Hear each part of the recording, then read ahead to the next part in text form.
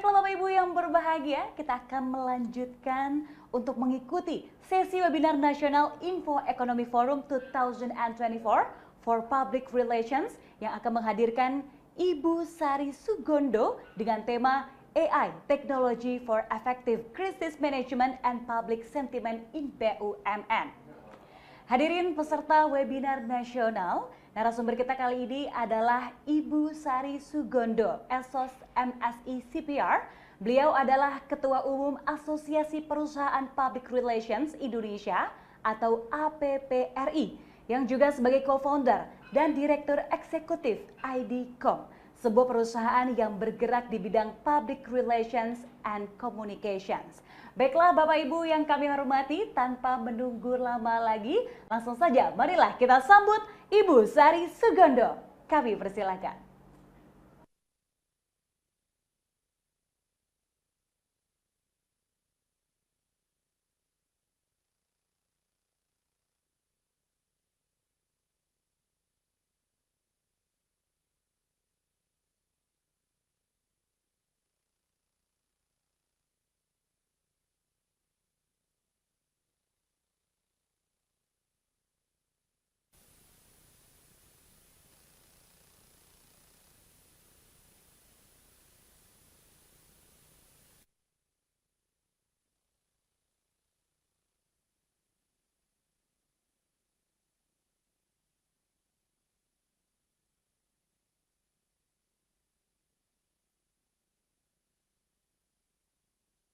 Acara siang hari ini, jadi senang sekali saya bisa bergabung bersama-sama dan bisa bertukar sedikit pengetahuan sesuai dengan tema yang sudah ditentukan hari ini.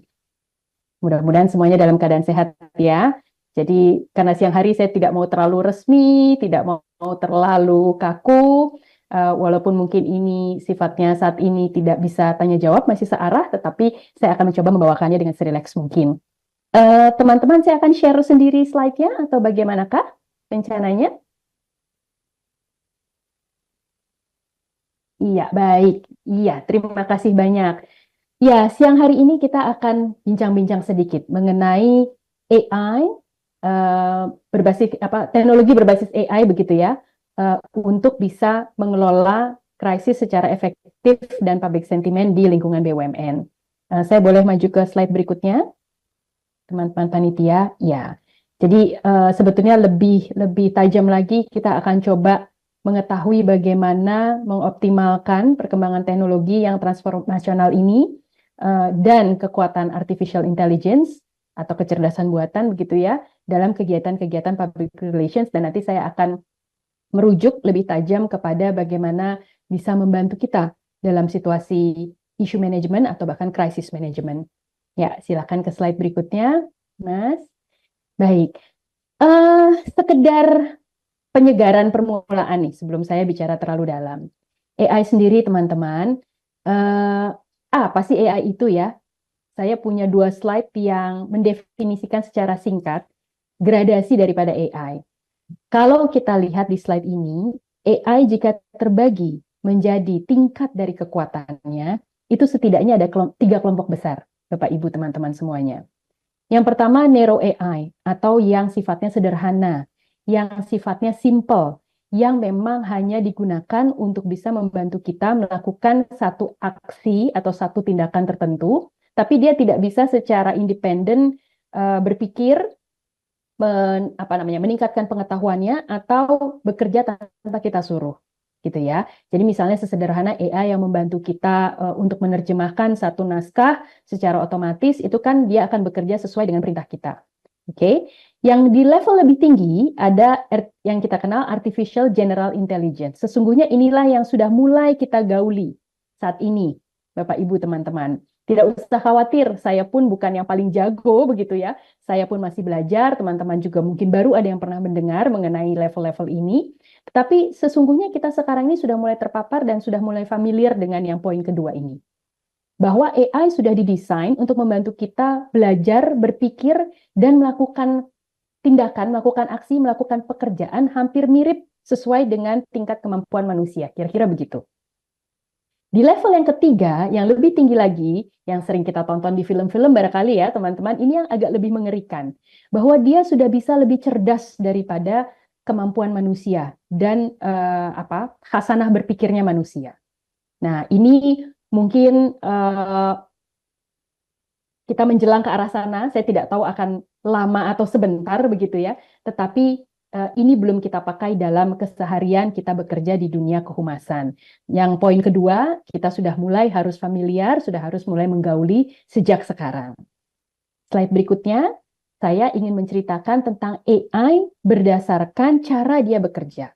Kalau slide yang pertama adalah kita kenal AI berdasarkan tingkat kekuatannya atau level powernya, yang di slide ini berdasarkan cara dia bekerja. Ada teman-teman, Bapak Ibu, mesin AI yang sifatnya reaktif. Dia baru akan bekerja ketika kita memberikan stimuli atau rangsangan dari eksternal. Misalnya, teman-teman tahu ada facial recognition, kita masuk ke gedung dan lain sebagainya, dia mengenali wajah kita, bukan hanya Pak Satpam yang mengenali, tapi alat itu mengenali, itu dia bekerja ketika ada stimuli dari kita.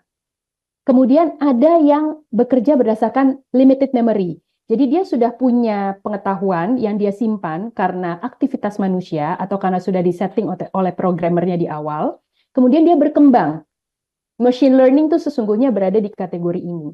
Dia kemudian bisa membantu tugas-tugas manusia melakukan langkah-langkah lebih dulu begitu ya untuk mengantisipasi apa yang kira-kira dibutuhkan oleh manusia. Ambil contoh, di sini saya tulis pre-populating dan recommendation. Salah satu rekan di kantor pajak mengatakan, dengan menggunakan AI, dia sekarang bisa melihat tren secara otomatis seseorang kira-kira gajinya akan naik berapa besar dalam sekian waktu, kemudian potongan pajaknya secara otomatis akan menjadi sekian progresif, dan nantinya akan kelihatan kira-kira tren daripada perilaku keuangan atau kemudian kontribusinya kepada kegiatan pajak. Kira-kira begitu. Itu namanya pre-populating, sehingga kantor pajak bisa memperkirakan berapa indikasi pencapaian dan ceruk-ceruk potensial yang bisa mereka garap. Kira-kira seperti itu. Kemudian ada lagi yang sifatnya theory of mind. Ini yang sudah bisa mulai sensing dan responding ke emosi manusia. Agak serem ya, Bapak Ibu teman-teman, tapi ini dimungkinkan. Jadi dia sudah bisa creating knowledge, bisa punya pengetahuan sendiri, sambil juga perform. Ambil contoh, kebetulan bentuknya adalah robot. Kalau teman-teman Bapak Ibu pernah nonton di YouTube atau pernah berkunjung ke Jepang, ada hotel yang sudah diterima oleh robot. Dari mulai dia menyapa, kemudian menanyakan kita apa kabar, dan lain-lain. Dia sudah dilengkapi juga dengan fitur-fitur atau fungsi-fungsi di mana dia bisa menangkap emosi manusia, dan dia pun bisa merespon dengan program emosi yang cukup normatif lah begitu ya. Jadi ini juga mungkin saja ke depannya akan digunakan di dunia hospitality. Kita tidak pernah tahu ya. Jadi mungkin saja itu akan berkembang. Kemudian yang lebih mengerikan, ini yang paling tinggi juga sama seperti di slide yang sebelumnya, self-aware AI, di mana AI ini sudah bisa mengetahui, mengenal emosi dari orang lain, kemudian punya sense akan dirinya sendiri. Dia sadar akan keberadaan dirinya sendiri dan punya human level intelligence. Inilah yang kira-kira final stage of AI dikatakan. Mungkin teman-teman pernah ya nonton film Iron Man, terus kemudian ingat nggak ada tokoh namanya Jarvis yang diciptakan oleh sang Iron Man ini, yang kemudian dia bisa menjelma jadi rekan kerja yang sangat-sangat handal, terus kemudian dia akhirnya bertransformasi lagi jadi betul-betul jadi satu entitas sendiri yang independen. Agak mengerikan memang, tapi inilah yang kita sebut dengan self-aware AI, kira-kira begitu. Ya kalau ditanya kapan itu akan terjadi, saya mungkin nggak bisa jawab, tapi kira-kira ini perkembangannya akan seperti itu. Sangat dimungkinkan. Ya, itu sedikit teori saja mengenai AI dan level-levelnya. Kita lanjut lagi. Nah, kalau dalam konteks kita, pekerjaan di dunia komunikasi dan kehumasan, kita tidak usah jauh-jauh deh, karena barangkali rekan-rekan, Bapak Ibu, saya sendiri pun belum yang 100% terpapar, belum yang 100% setiap hari 24 jam menggunakan alat-alat bantu AI untuk mengerjakan pekerjaan kita dalam keseharian. Tetapi kita baca yang kolom kiri ya, paling tidak AI bisa membantu kita mengotomasi dan melakukan pekerjaan tugas-tugas yang sehari-hari yang cenderung juga repetitif atau berulang-ulang. Multitasking boleh, tapi berulang-ulang. Itu biasanya kemudian ketika teknologi masuk bisa dipotong Bapak Ibu dan teman-teman. Jadi manusia diharapkan bisa melakukan aksi, bisa mengisi peran yang justru hakikatnya lebih tinggi lagi dibandingkan misalnya melakukan pekerjaan-pekerjaan yang sifatnya rutin. Ambil contoh, misalnya, ya maaf, ya misalnya paling sederhana, nih saya membumikan ya contoh yang kita hadapi sehari-hari. Bagaimana kita memperbaiki database media, atau jangan media deh, database deh di kantor, apapun. Database para pihak, database vendor, database media, dan lain-lain yang lama-lama menjadi big data. Lumayan pusing kan ya, Bapak Ibu, teman-teman? Benar ya? Nah, AI bisa membantu dengan alat AI yang tepat, bisa membantu menata, mengorganize, dan juga secara otomatis mengupdate. Gitu. Di kantor saya sendiri juga sekarang sudah mulai berpikir bagaimana caranya data influencers yang kami miliki ketika followers mereka bergerak, karena followers mereka di medsos kan nambah terus ya, database itu secara otomatis bisa terupdate gitu, sehingga kita tidak perlu lagi secara manual ngecek lagi, oh si bapak ahli ini atau misalnya selebriti ini gitu ya, followersnya sekarang berubah, setiap hari akan berubah gitu kan. Jadi hal-hal semacam itu dimungkinkan. Kemudian sudah jelas, mungkin teman-teman di sini sudah banyak yang melakukannya, monitoring social media, listening ya, kemudian managing social media, itu tentu bisa dibantu oleh AI, apalagi basisnya sama-sama digital technology, jadi sangat mudah. Nah, dari situ kemudian bisa apa? Bisa following, bisa mengikuti, dan bisa memprediksi tren atau sentimen umum. Rasa-rasanya 3 poin ini sudah tidak heran sih. Sebenarnya ini sudah kita lakukan, tergantung di selevel sedalam apa Bapak Ibu teman-teman bekerja, tapi harusnya 3 poin ini sudah biasa kita lakukan. Nah, tetapi apa sebetulnya hikmahnya dari melakukan itu? Apa yang AI bisa bantu lebih jauh sehingga kerja kita menjadi lebih cerdas? Salah satunya kita jadi bisa menarik ya karakter, bisa menarik persona, bisa menarik profil-profil dari para pihak yang tadi ada di database kita, di social media, di percakapan diskursus sentimen dan tarik-menarik kepentingan secara luas ini secara lebih clear, lebih tegas. Sehingga kita bisa tahu, oh audiens kita, para pihak yang sedang berhubungan sama kita itu sedang terjadi konstelasi ini, gitu kira-kira. AI bisa bantu. Kemudian tentunya setelah kita mengetahui situasi kondisi tersebut, AI mungkin bisa membantu kita menyusun pesan, narasi, teks, apapun gitu ya, message yang lebih personalized untuk kelompok-kelompok yang sudah kita identifikasi tadi. Dari situ ketika sudah ketemu angle topik atau message-nya begitu, AI kemudian bisa membantu menuliskan narasi, caption, apapun statement yang lebih pas dan data driven tentunya, karena sudah belajar dari yang tadi. Dan kemudian dia bisa saja memproduce press release yang lebih tepat, yang lebih jitu, yang lebih cepat juga, yang lebih up to date sesuai dengan situasi kebatinan begitu ya, yang terbaca dari hasil penerawangan yang tadi. Itu di tataran yang paling sederhana. Di tataran yang lebih tinggi, AI bisa membantu kita untuk mengetahui insights terkini dan yang paling relevan dengan yang kita butuhkan. Nanti akan bisa disuguhkan dalam bentuk visualisasi data. Itu kan sekarang juga menjadi favorit ya, data divisualisasi sedemikian rupa sehingga mudah dibaca, mudah dipahami. Dengan cepat AI bisa membantu melakukan itu. Kemudian bahkan membantu menyusun strategi komunikasi dari hasil belajar yang tadi, dari penerawangan yang tadi. Gitu ya. Kemudian bahkan membantu mendesain kampanye komunikasi dan kehumasan. Gitu ya. Strategi komunikasi tentu lebih besar. Tapi terus kemudian ada kampanye-kampanye lagi yang menjadi bagian darinya begitu ya. Itu kemudian bisa diturunkan juga oleh AI. Dan tentunya dia bisa membantu handling issues, tackling crisis seperti yang akan kita bicarakan hari ini. terus dia juga bisa bikin analisis kompetitor. Ya mungkin kalau rekan-rekan di sini tidak terlalu banyak begitu ya apa namanya persinggungannya dengan kompetitor, tapi kalau di dunia swasta sangat penting punya insights kompetitor, melaporkannya dengan sangat apa namanya komprehensif dengan landscape yang terkini, itu akan sangat penting sekali bagi pimpinan perusahaan dan pembuat keputusan. Tuh. Nah, lanjut lagi di slide berikutnya. Iya. Nah, specifically ketika ditanya bagaimana AI membantu manajemen krisis, saya coba membedahnya jadi beberapa tahap. Anggaplah dari aspek identifikasi dulu. Dari tataran mengidentifikasi akan ada kira-kira isu apa sih yang potensial muncul, apa namanya, resiko apa sih yang kira-kira akan dihadapi, krisis apa sih yang kira-kira akan kita temui. Jadi AI bisa membantu tadi ya teman-teman, big data drawing-nya.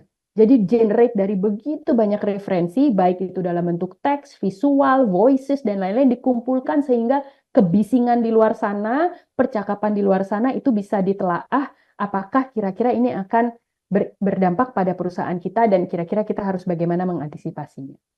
Dari situ, setelah terkumpul, kalau biasanya kita mungkin oke pakai mesin yang saat ini ada, atau kita seringkali juga kita manual membaca dan mengkelompokkan dan lain-lain. Tapi dengan AI yang sudah lebih canggih saat ini, mereka bisa mengkoneksikan antar elemen, antar aspek, antar variabel, antar kejadian-kejadian di luar sana sehingga kelihatan what's going on, gitu kira-kira. Sebetulnya ada kontestasi apakah atau ada konstelasi apakah di luar sana itu kemudian bisa dibantu. Dan dengan demikian berarti AI juga bisa membantu membuat pemetaan para pihak. Ya, sekarang kita juga melakukannya. Iya, ada mesin yang di media monitoring bisa, social media listening bisa. Tapi dengan AI barangkali bahkan dia bisa memetakan pemikiran tiap-tiap pihak dan emosi tiap-tiap pihak. Bisa saja kita dengan probing yang benar, dengan pencampuran beberapa fitur AI yang tepat, kita kemudian bisa mencoba menduga pihak itu akan berpikir apa dan akan melakukan tindakan apa. Kemudian profiling tadi, bahkan salah satu rekan anggota di APRI juga mengatakan social scoring sekarang sudah mulai berlaku. Ketika kita ingin ingin menjalin hubungan kerjasama dengan salah satu anggota stakeholder misalnya, social scoring itu bisa dicari. Apakah orang ini comply? Apakah orang ini pernah melakukan pelanggaran? Apakah orang ini pernah curang atau apa? Kemana dia tendensinya? Itu sepanjang catatan, sepanjang data dia bisa di-crawling dengan teknologi ini, kemudian bisa kita lihat social scoring-nya. Apakah dia orang yang tepat untuk kita ajak kerjasama? Apakah kita tahu integritasnya dan lain-lain? Yang merupakan bagian dari pemetaan stakeholders bisa ditambah dengan social scoring ini. Nah, lebih gawat lagi, kami juga melihat, membaca, menduga juga bahwa AI yang semakin berkembang bisa saja nanti menyuguhkan alternatif empathy. Jadi bisa saja skenario-nya teman-teman misalnya ya, dalam keadaan krisis. Jika saya berada di posisi orang tersebut, entahlah siapa satu pihak ini, ya, kira-kira saya akan melakukan apa ya? Itu kan empathy. AI bisa saja membantu sampai ke situ.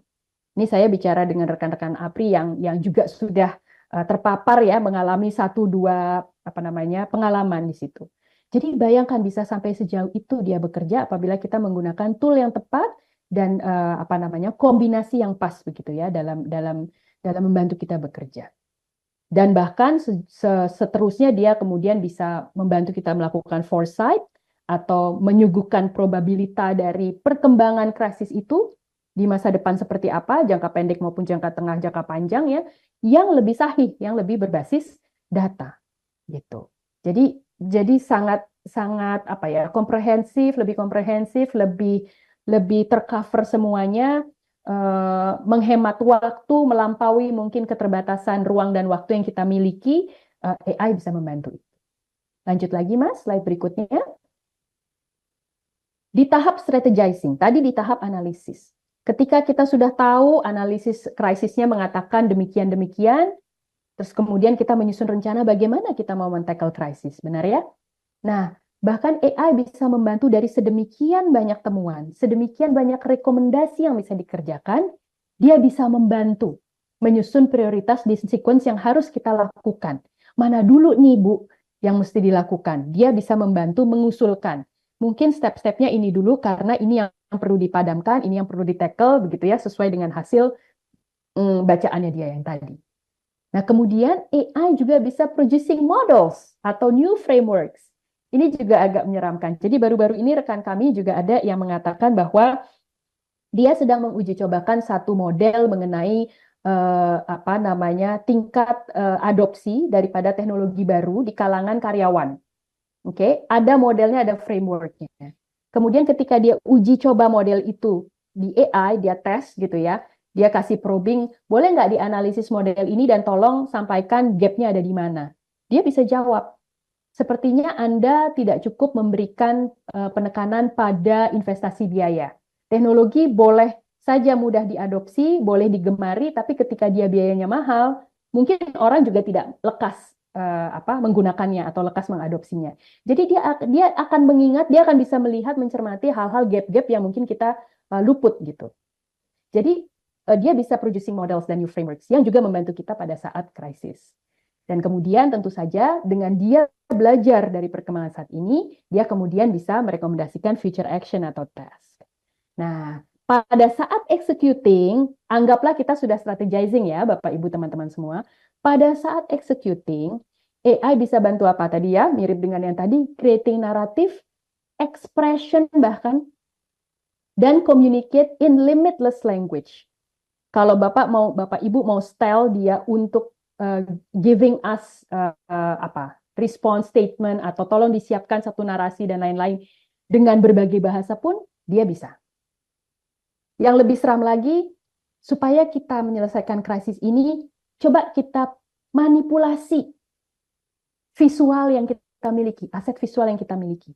Foto, video, mohon maaf ini saya bukan ngajarin jelek, tapi AI bisa sampai sejauh itu. Saat ini Bapak Ibu rekan-rekan mungkin perhatikan kalau di medsos lagi tren ya, foto atau manipulasi sama orang yang sudah meninggal dunia.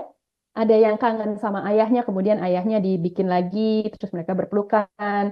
Atau bahkan baru-baru ini tadi malam saya lihat artis-artis berfoto atau berpelukan, bergerak dengan dirinya dia sendiri pada saat dia lebih muda. Nah, itu kan memanipulasi visual. Bayangkan kalau itu digunakan untuk menyelesaikan krisis. Bersalaman dengan musuh kita misalnya. Itu kan sangat mungkin dilakukan. Gitu ya. Jadi bisa digunakan pada saat eksekusinya. Jadi memang bisa sampai ke situ. Kemudian menciptakan persona yang bukan siapa-siapa, tapi dia sangat mirip dengan manusia. Bisa jadi anonim, bisa jadi tokoh diciptakan sendiri secara anonim. Saya pernah cerita juga kalau tidak salah di forum sebelumnya bahwa rekan-rekan brand manager itu juga sudah mulai berpikir kayaknya brand ambassador saya avatar saja deh Mbak. Karena dengan saya meng-create avatar, dia bebas dari kasus, dia tidak kenal lelah, dia kalau dibully sama netizen nggak nangis, ya kan? Dia tidak pernah salah omong karena semua omongannya bisa kita atur dan lain-lain. Jadi sudah terpikir sampai ke sana. Ya, again ini sebetulnya saya hanya memaparkan bisa sejauh apa AI itu bisa membantu kita dalam bekerja tanpa bermaksud mendorong ke arah yang kontraproduktif karena tentu saja teknologi di mana-mana seperti pisau bermata dua, mau kita gunakan positif atau negatif kembali lagi kepada kita. Karena kayak tadi ya manipulasi tokoh yang sudah meninggal dan lain-lain itu kan bisa mengecoh timeline. Bisa mengecoh orang, oh ini terjadinya kapan dan lain-lain, dan itu bisa digunakan untuk hal baik atau hal yang buruk. Oke, lanjut lagi. Ya, pada akhirnya Bapak Ibu, teman-teman semua, kembali ke kita. Be mindful, kitanya yang harus selalu sadar bahwa kitalah pencipta teknologi, bukan sebaliknya. Kalau teman-teman sudah takut atau merinding tadi mungkin ya mendengarkan penjelasan saya, jangan pernah takut karena biar bagaimanapun juga kerja kita masih membutuhkan sentuhan manusia. Tidak ada yang bisa menggantikan. Interpersonal relations itu atau interpersonal communications keterampilan untuk membangun hubungan intrapersonal itu tidak bisa digantikan dengan mesin apapun. Feelings, mau sehebat-hebatnya, sebanyak-banyaknya data, sekaya-kayanya probing, sehebat-hebatnya usulan daripada AI, tapi feeling itu bermain. Kadang-kadang nggak pakai apa-apa, tapi hati kita mengatakan apa atau ada faktor X yang menurut kita nggak benar, itu kan tidak bisa digantikan oleh mesin secanggih apapun. Konteks. Berapa banyak teman-teman di sini yang sudah mencoba chat di GPT, tapi kok kayaknya lepas konteks ya, gitu. Karena dia hanya merespon berdasarkan dari apa yang kita minta, bukan? Nah, ketika memang itu tidak didudukan dalam konteks yang tepat, atau hanya kita yang tahu bahwa ada hal-hal di luar sana yang tidak bisa terbaca oleh mesin, ya tentunya tidak bisa digantikan juga oleh dia. Dan tentunya value, moral judgment yang punya hanya manusia. Apakah pas, apakah proporsional, apakah sopan, apakah perlu, apakah tidak berbahaya. Hati nurani yang berbicara. Independence dan kontrol. Jangan khawatir. Kitalah yang sebetulnya harus independen. Kitalah yang harus punya kontrol. AI boleh mengajukan apa saja, tapi jangan biarkan dia yang memutuskan, Bapak, Ibu, dan teman-teman. Dia boleh membantu, dia boleh mengingatkan, dia boleh menyadarkan kita, oh ya ada hal-hal yang belum kita pikirkan, karena namanya mesin mungkin dia lebih kuat bekerja, dia tidak mengantuk, dan lain-lain. Tetapi jangan 100% gantungkan pekerjaan kita kepadanya, karena kitalah yang punya kontrol, kitalah yang akan memutuskan. Gitu. Nah, slide-slide berikutnya adalah sebetulnya contoh-contoh saja. Saya mungkin akan cepat, tidak panjang. Ini hanya sedikit contoh bahwa AI sudah dipakai untuk urusan traffic oleh kementerian. Kebetulan ini contohnya banyak sekali US dan Kanada dan Jerman. Ini kebetulan di US bagi teman-teman BUMN atau BUMD di sini yang berkaitan dengan layanan publik transportasi, infrastruktur, dan lain-lain. Mungkin menarik untuk baca-baca sedikit soal ini. Jadi pengaturan lalu lintas ini di luar krisis ya. Pengaturan lalu lintas sudah dilakukan dengan identifikasi mana yang jalanan yang menghambat, kemudian mana yang trafiknya paling deras dan lain-lain dengan pengenalan seperti ini. Dan itu sangat membantu mengurai kemacetan, sangat membantu menurunkan tingkat kecelakaan dan compliance lebih baik gitu ya. Jadi pengaturan transportasi di urban jauh lebih baik. Lanjut lagi Mas, slide berikutnya. Contoh lain datang dari dunia kesehatan. Di sini kalau saya tidak salah juga US, bahwa pada saat masa pandemi dulu, mereka menciptakan sebuah alat di mana bisa scan dada secara cepat, hanya 20 detik, mungkin pada saat orang lewat, pada saat antrian, sehingga kalau dulu kita COVID kan yang dilihat di monitornya kan hanya di sekitar wajah, demam, dan lain-lain, kalau ini tuh sampai ke scan dada. Jadi orang yang punya potensi sakit penyakit di toraks ya entah jantung entah apa yang hubungannya sama apa namanya komorbiditas COVID yang bisa memberikan risiko lebih tinggi terhadap kesehatannya itu bisa diidentifikasi lebih cepat. Ini di dunia layanan publik, layanan kesehatan publik, maaf, kesehatan masyarakat. Lanjut lagi, contoh ketiga adalah infrastruktur di sini. Jadi ini kalau saya tidak salah masih di US apa di Prancis nih ya. Di US sama dia juga bisa memotret dari atas, dia melihat fasilitas atau aset-aset atau properti-properti yang tidak ada klaimnya, nggak ada yang memiliki, nggak jelas kepemilikannya siapa atau terbengkalai, sehingga kemudian mereka bisa menyusun rencana-rencana ruang publik yang lebih efektif. Ada tanah terbengkalai, ada tanah kosong, nggak ada yang punya, ada gudang yang kosong, ada kolam yang tidak terurus. Nah, kemudian mereka bisa mapping dan memikirkan tata kotanya menjadi seperti apa lebih baik. Lanjut lagi, yang keempat, large amounts of data, tentu saja. Jadi data pemerintah begitu banyaknya, kemudian mereka bisa mengcluster, mereka bisa bikin step-step yang lebih mudah untuk diakses dan dikontrol sekaligus diupdate dan dimanage dengan lebih baik, yang ujung-ujungnya adalah juga pengambilan keputusan. Kita kan tahu kita menuju one data dengan segala carut-marutnya, AI juga bisa membantu itu. Nanti kita mungkin itu perlu orang teknis ya untuk berbicara, tapi paling tidak logika-logika, konsep-konsep yang kita bicarakan hari ini bisa teman-teman bayangkan begitu. Poin 5, contoh yang kelima, sedikit lagi.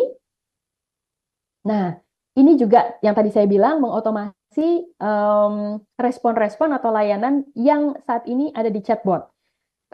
Saya yakin teman-teman, Bapak Ibu di sini banyak juga yang sudah menggunakan fasilitas chatbot ya untuk pelayanan publik dan lain-lain. Tapi chatbot dengan bantuan AI bisa dibuat jauh lebih manusiawi, jauh lebih responsif, tepat, yang tadi saya bilang ya, sudah memadukan narasi-narasi yang sudah mirip manusia, mungkin ada empatinya, ada emosinya, sehingga dia jauh lebih lebih tepat dalam melayani konsumen atau publik sebagaimana jika ada manusia, begitu. Lanjut lagi yang keenam, kalau saya tidak salah ini masalah digital security atau cyber security. Silakan diganti slide-nya, Mas. Slide keenam, betul. Untuk membantu cyber attack prevention. Jadi AI bisa membantu lebih cepat mendeteksi ancaman seperti malware, seperti virus-virus lain yang sengaja diinfuse orang, bahkan dia bisa membaca perilaku hackers misalnya, dia bisa melihat kelemahan dalam sistem data di pemerintahan, di perusahaan, di BUMN, BUMD gitu ya, sehingga dia bisa membuat cyber defense. Yang ketujuh, ini ada di mana? Saya lupa negara mana. Policy making tentunya. Ini hampir mirip dengan cara kerja komunikasi. Jadi AI membantu menghimpun sedemikian banyak insights. Di sini contohnya adalah di Belgia, pemerintahnya membuat 15 kebijakan kecil-kecil mengenai climate change atau mengenai perubahan iklim, aksi-aksi iklim, hanya berdasarkan kumpulan dari public opinion yang dia rangkum sedemikian sehingga itu tertangkap semua aspirasinya, terus mereka start drafting. Jadi jauh lebih efektif. Mungkin setelah itu baru uji publik, setelah itu baru disidangkan dan lain-lain, tapi tidak butuh waktu lama untuk menangkap aspirasi masyarakat, kelompok-kelompok publik, sehingga mereka bisa menghasilkan 15 draft kebijakan terkait dengan pelestarian alam, aksi iklim, penurunan emisi, transisi energi, penurunan suhu bumi, dan lain-lain. Itu contoh terakhir saya kalau tidak salah.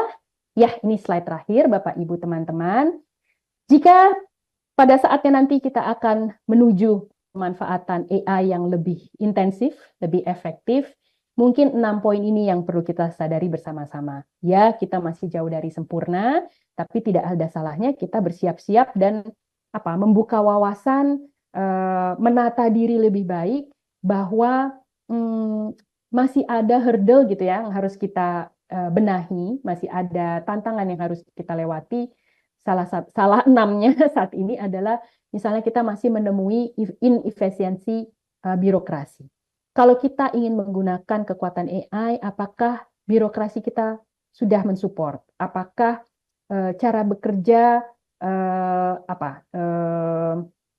flow-nya begitu ya, step by step-nya itu sudah bisa menyesuaikan dengan birokrasi yang ada saat ini, atau birokrasinya kemudian berubah, ya kan?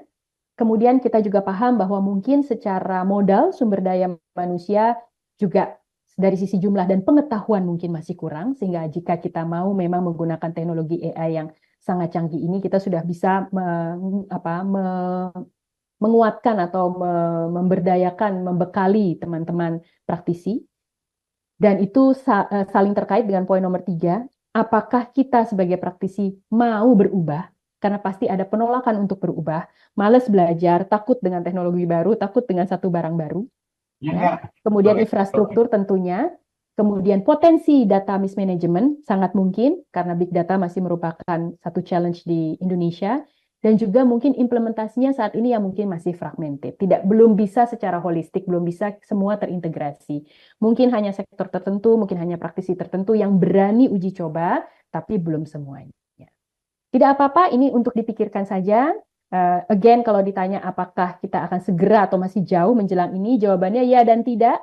Dikatakan iya, tapi kelihatannya masih jauh gitu ya. Mungkin jauh dari pekerjaan kita sehari-hari. Untuk yang praktik biasa saja kita masih tersandung-sandung, tapi dikatakan tidak lama lagi juga benar gitu. Karena tanpa kita sadari ternyata tiba-tiba ini adalah menjadi alat kerja yang sudah tidak terpisahkan dari kegiatan kita sehari-hari.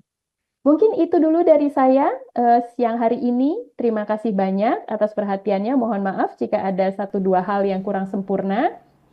Lain kali mungkin kita bisa berjumpa lagi untuk pembahasan yang lebih mendalam dengan ahli-ahli yang juga tepat untuk mendukung gagasan ini. Terima kasih, selamat sore. Terima kasih Ibu Sari Sugondo atas penyampaian yang luar biasa sekali.